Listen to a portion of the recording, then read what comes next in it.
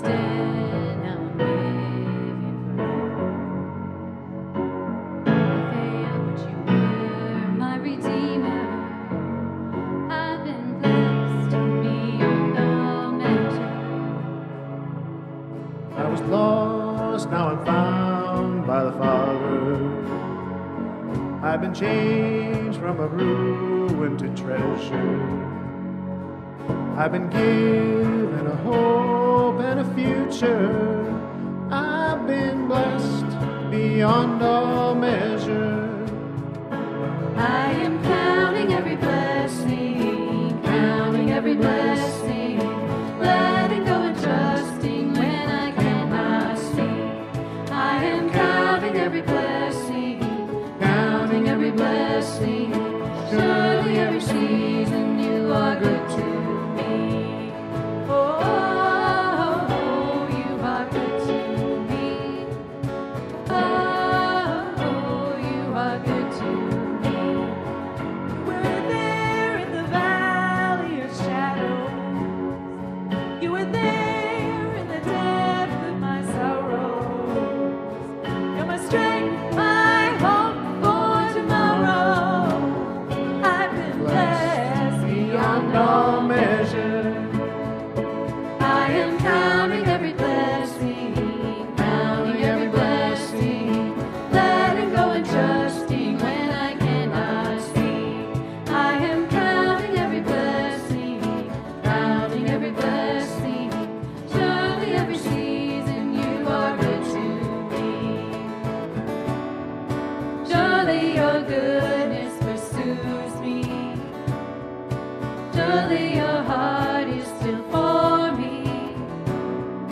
I will remember your mercies all my days, through every storm and gale. I am counting every blessing, counting every blessing, letting go and trusting when I cannot see. I am counting every blessing, counting every blessing. Surely every season you are good to me. I am counting every blessing, counting every blessing, letting go and trusting when I cannot see. I am counting every blessing, counting every blessing. Surely every season you are good to me. Oh, you are good to me. Oh, you are good to me.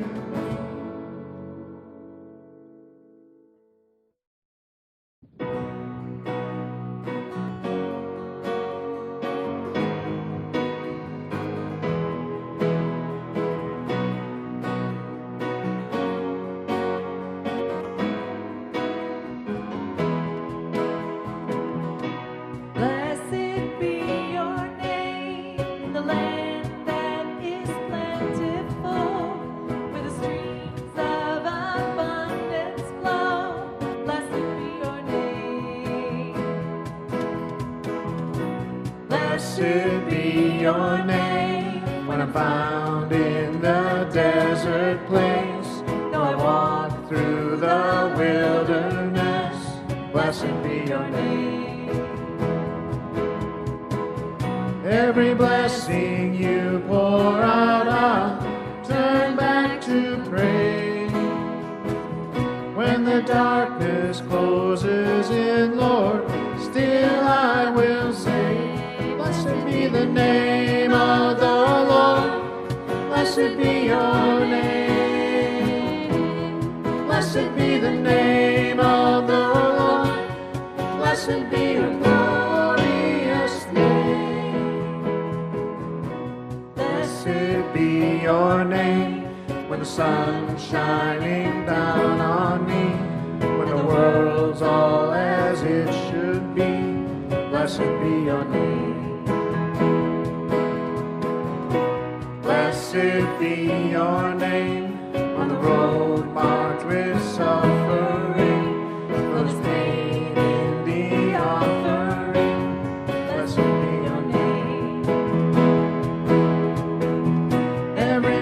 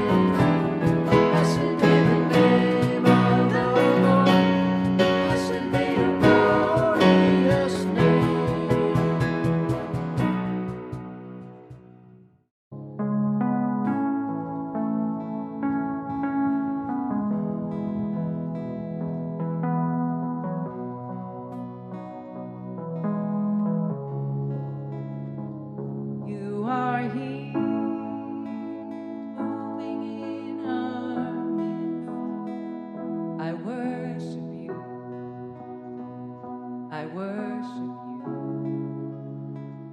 You are here, working in this place. I worship you. I worship you. You are here, moving in our midst. I I worship you. I worship you. You are here, Working in this place. I worship you. I worship you. You're the way maker, Miracle worker, promise keeper, light in the darkness. My God, that is who you are. you are Waymaker, miracle worker, promise keeper, light in the darkness. My God, that is who you are. You are here, Touching every heart. I worship you. I worship you. You are here, healing every heart. I worship you. I worship you. You are here, turning lives around. I worship you. I I worship you. You are here, mending every heart. I worship you. I worship you. You're the Waymaker, miracle worker, promise keeper, light in the darkness. My God, that is who you are. who you are. Yeah. Waymaker, miracle worker, promise keeper, light in the darkness. My God, that is who you are. Waymaker, Miracle worker, promise keeper, light in the darkness. My God, that is who you are. you're the Waymaker, miracle worker, promise keeper, light in the darkness. My God, that is who you are. That is who you are, Jesus. That is who you are. That is who you are. that is who you are. That is who you are. That is who you are. That is who you are. That is who you are. That is who you You're the are. waymaker, miracle worker. You're the Waymaker, miracle worker, promise keeper, light in the darkness. My God, that is who you are. who you are. Yeah. Waymaker, miracle worker, promise keeper, light in the darkness. My God, that is who you are. Let's sing this together, even when I don't see it. Even when I don't see it, you're working. Even when I don't feel it, you're working. Never stop working. Never stop working. Even when I don't see it, you're working. Even when I don't feel it, you're working. Never stop working. Never stop. One more Never time, stop come on. working. Even when I don't see it, you're working. Even when I don't feel it, you're working. Never stop working. Never stop Waymaker. working. Waymaker, miracle worker, promise keeper, light in the darkness. My God, that is who you are. who you are. Yeah. Waymaker, miracle worker, promise keeper, light in the darkness. My God, that is who you are.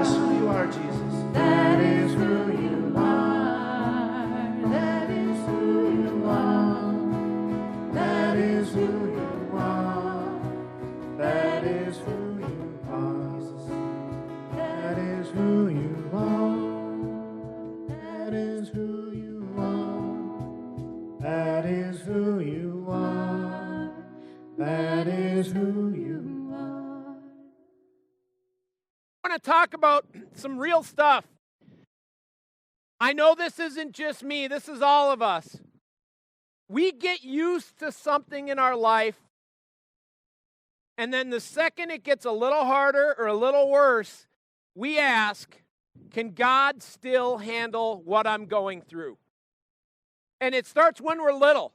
We're little kids, we've got school figured out, we're at the elementary school, and we know our way around. And then all of a sudden they break it to us that in a year or two, we're going to be at the middle school, and you just get scared. And if you're a kid that believes in Jesus, you maybe think, can God handle middle school? And then you realize that's nothing. Eventually it's going to be high school, and then college or tech school, and then jobs. And if your human relationship stuff isn't weird enough, you start to really find one person you like and you become great friends, but then you bug each other a little bit, so you have more friends. Eventually you find some young lady or young guy and you decide, hey, let's bug each other just exclusively for life. And then you make little people and you really run into trouble and you just go, can God really handle this? Kids, life, work, debt, all of this. And then you get these huge curveballs thrown at us. I don't know if you're aware of this, but there's a health crisis going on. You may have read about it at home where you've been stuck. And you're going, God, can we really handle all this? And then just to crank it up a level, most of you have already forgotten. But right at the beginning of May, murder hornets. We haven't even thought about them because of the riots. But things just keep stepping up and they keep seeming to get harder. And maybe you do or maybe you don't, but a lot of us have said, God, can you still handle this? Can you really handle all the things that are going on in my world? And then it gets really personal when it's somebody in your family. We've all been praying for Ethan, and his family's here, and they love him. And for them, it's not just an idea. It's, God, is my grandson, brother, son, cousin, is he in your hands even now?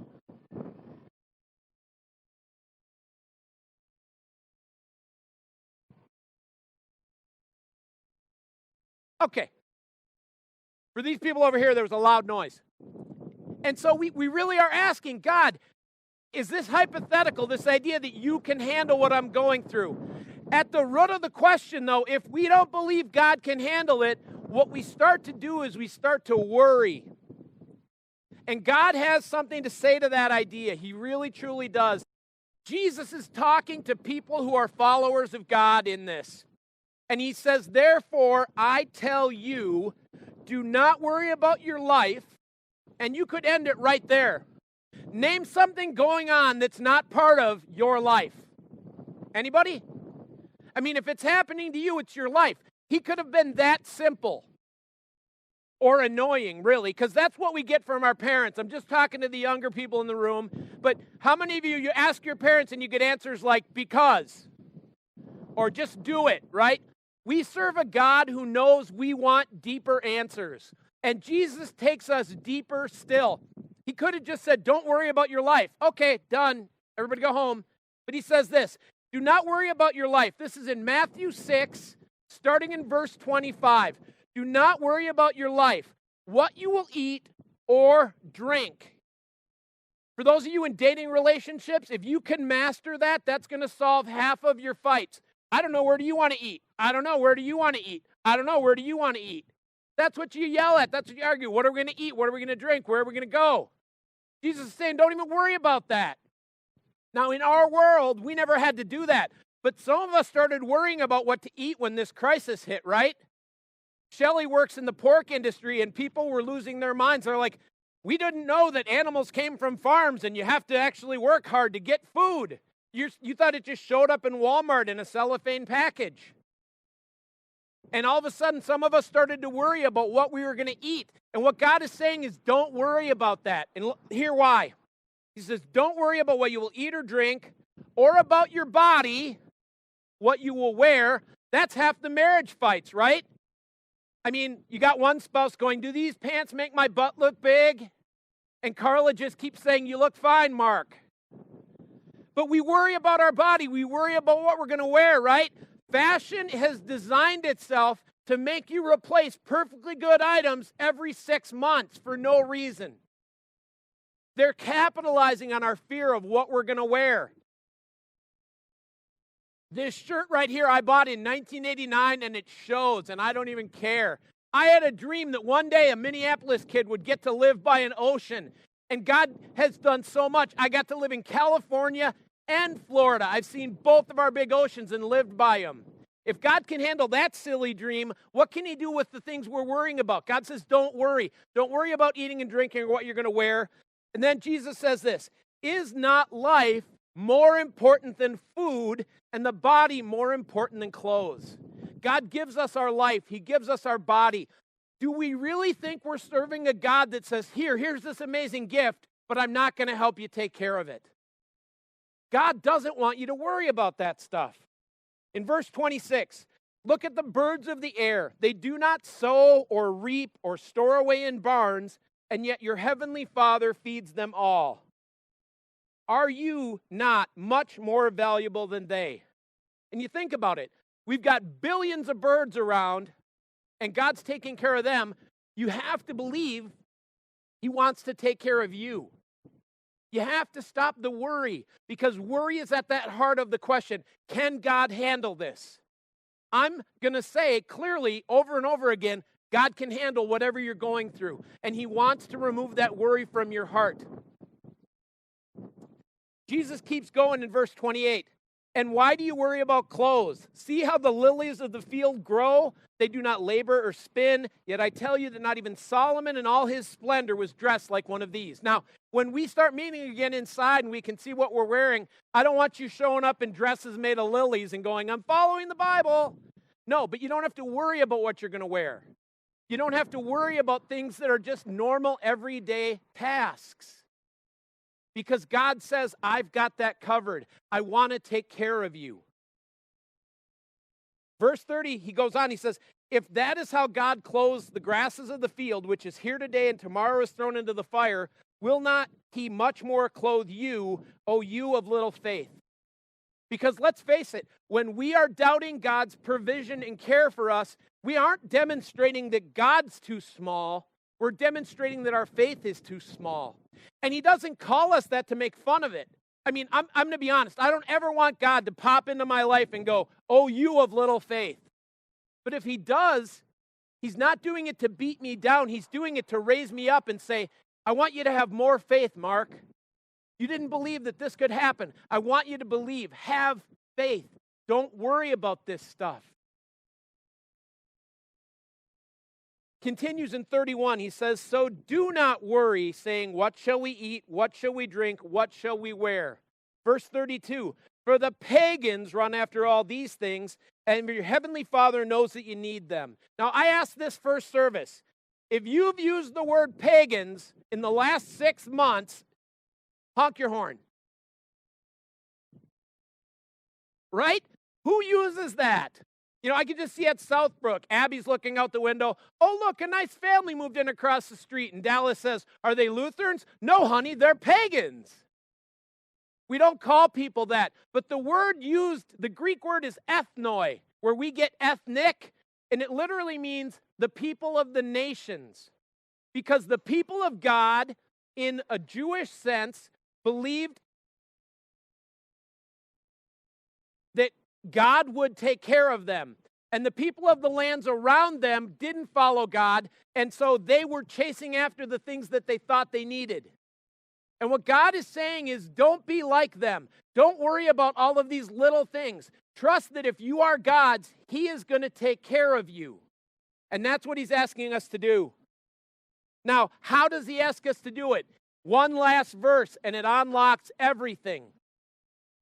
He says, but seek first his kingdom and his righteousness, and all these things will be given to you as well.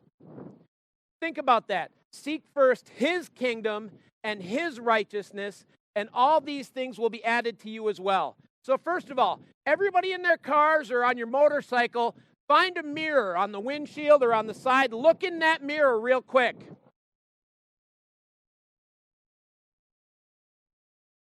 I want to tell you who you are not looking at. You are not looking at the king. You are not the king of the world. You are not the one who runs this kingdom. This verse that Jesus says, he's saying, I want you to identify God as king and trust that you are seeking his kingdom. A good king looks at his subjects and takes care of them. A good king says, I know you need to eat. I know you need something to wear. I know you need something to drink. Trust me to take care of that. And when the king is in charge of your life, you can trust that the rest of the stuff's going to fall into place. But even better than the kingdom, he says this, seek his kingdom and his righteousness. And just to make sure nobody thinks I'm making fun of them, I'll talk about my righteousness. My righteousness would not fill up this bottle cap. God's righteousness would fill up an ocean. And what he says is if you're trying to make things right by your own stuff, it's never going to work. But if you're willing to trust that God's righteousness is given to you as a gift, you will be satisfied. If you seek his kingdom and his righteousness, all these things will be given to you as well. If you focus on the problem, you never solve it. If you focus on the one who can solve the problem, everything else falls into place. Now, I know that's hard to hear when a family member's in the hospital, or your job is at risk, or we're worried about the economy, or the elections, or riots, or looting, or police brutality, or police restructuring, or anything else in our life. But no one here can tell me that God is surprised by what's going on. God is not up in heaven saying, what? That was going on? I had no idea. God knew what was going to happen. He knows what's happening, and he knows what's going to happen. And he says, if you seek me, if you allow me to be your king and my righteousness to cover you, everything else is going to work out. This isn't wealth, prosperity stuff where if you follow God, you'll be happy, wealthy, and wise. That's not it. But what God says is if you are mine, you have to trust that I'll take care of you because I love you. And so, friends, I want to leave you with this thought. When you ask, can God handle it? Answer with a resounding yes. And then get up each day knowing that God is preparing things in advance for you to do, preparing people to come into your life to help you, preparing situations where you can help somebody else. And when that happens, everything else falls into place. When we seek his kingdom and his righteousness, everything else will be given to us. All that we need. Maybe not all we think we want, because that's a whole nother sermon, but everything that we need, God says, I will take care of you. I've got this. So in that knowledge, I want to give you a blessing this morning. And I'd ask you to receive it with open arms, open hearts, open hands, however you want to do it. But this blessing is as ancient as God, and he's given it to his people for thousands of years. And I want you to receive it this morning, knowing that God has your problems in the palm of his hand, and he promises to take care of you. Can God handle your life, your problems, your stuff? 100% yes. Allow him in. Receive this blessing this morning. May the Lord bless you and keep you. May the Lord make his face shine on you and be gracious to you. May the Lord lift up his countenance upon you and give you all his peace.